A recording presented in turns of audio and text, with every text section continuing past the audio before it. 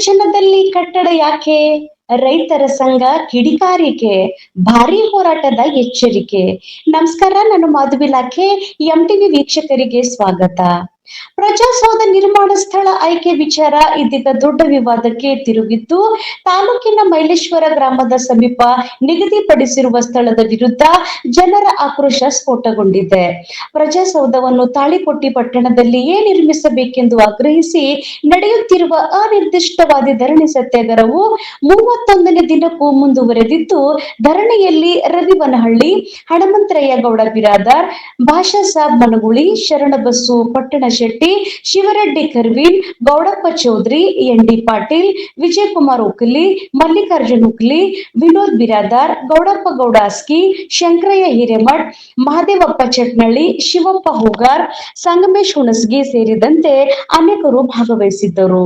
ಹೋರಾಟ ಸಮಿತಿಯ ಅಧ್ಯಕ್ಷರಾದ ದಶರಥ ಸಿಂಗ್ ಮನಗುಳಿ, ಎಸ್.ಪಿ. ಕಟ್ಟಿಮನಿ, ಮುತ್ತಪ್ಪ ಚಮ್ಲಾಪುರ್, ಕಾಶಿನಾಥ್ ಮುರಾಳ್, ಮುರಿಗೆಪ್ಪ ಸರಿಶೆಟ್ಟಿ, ದತ್ತು ಹೆಬ್ಸೂರ್, ಪರಶುರಾಮ್ ತಂಗಡಗಿ, ವಿಜಯ್ ಸಿಂಗ್ ಹಜರಿ, ಮಹೇಶ್ ಚಲವಾದಿ, ಪ್ರಕಾಶ್ ಹಜರಿ, ಮುದುಕಪ್ಪ ಬಡಿಗೇರ್ ಸೇರಿದಂತೆ ಹಲವರು ಹಾಜರಿದ್ದರು.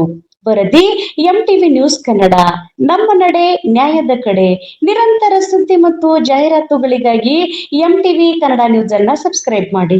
ಮಹಿಳೆಯರು, ರೈತ ಕೂಲಿ ಕಾರ್ಮಿಕರು, ವಿದ್ಯಾರ್ಥಿಗಳನ್ನ ನೀವು ನೆಪದಲ್ಲಿ ಇಟ್ಕೊಂಡು, ನೀವು ಗಮನದಲ್ಲಿ ಇಟ್ಟುಕೊಂಡು, ನೀವು ನಗರದಲ್ಲಿ ಯಾಕೆ ಪ್ರಜಾಸೌಧ ಕಟ್ಟಬಾರ್ದು?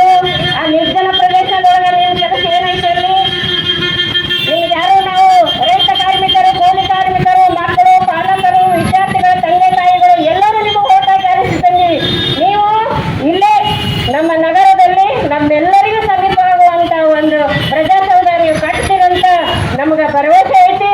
ಇಲ್ಲ ನೀವು ಭರವಸೆ ಕೊಡದೇ ಇದ್ರ ಎಲ್ಲಾ ತಾಳಿಕೋಟಿ ವ್ಯಾಪಾರಸ್ಥರು, ಹಳ್ಳಿಯ ಸುತ್ತಮುತ್ತ ಎಲ್ಲ ಕೂಲಿ ಕಾರ್ಮಿಕರು, ರೈತರು, ವಿದ್ಯಾರ್ಥಿಗಳು ಎಲ್ಲರೂ ಇಲ್ಲಿ ಬೆಂಬಲ ನೀಡಿ ನಾವು ಎಷ್ಟು ದಿನ ಹೋಗ್ತೈತಿ ಹೋಗ್ಲಿ, ನಾವೆಲ್ಲವನ್ನು ಬಂದ್ ಮಾಡಿ ನಾವು ಹೋರಾಟ ಮಾಡಲಿಕ್ಕೆ ಶತಸಿದ್ಧ ಇದೀವಿ ಅನ್ನುವಂಥದ್ದು ಹೇಳ್ತೀವಿ.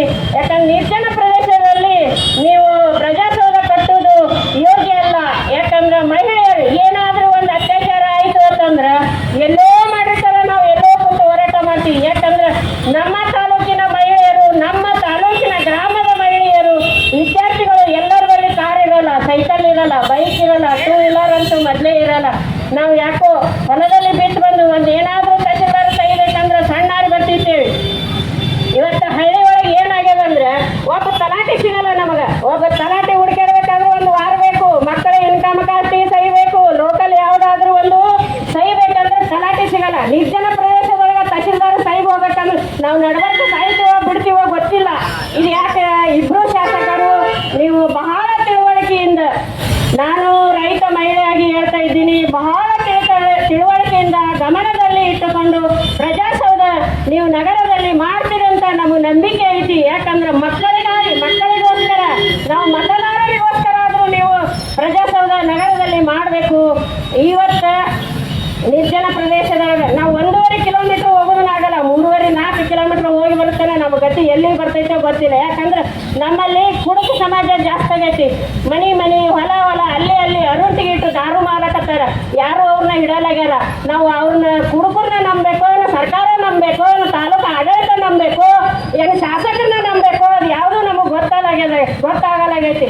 ಇವತ್ತಿನ ದಿವಸ ನಾವು ಮಹಿಳೆಯರು ಮುಂಜಾನಿಂದ ಸಂತನ ದುಡಿದು ಬರ್ತೀವಿ. ಮಕ್ಕಳು ಕೈಬೇಕಂದ್ರೆ ಸಣ್ಣಾರು ಓಡ್ ಬರೋದ್ರ ಕಷ್ಟಾಗ್ತೈತಿ. ಅಲ್ಲಿಗೆ ಹೋಗೋದ್ರಾಗ ಅಧಿಕಾರಿಗಳು ಇರೋದಿಲ್ಲ.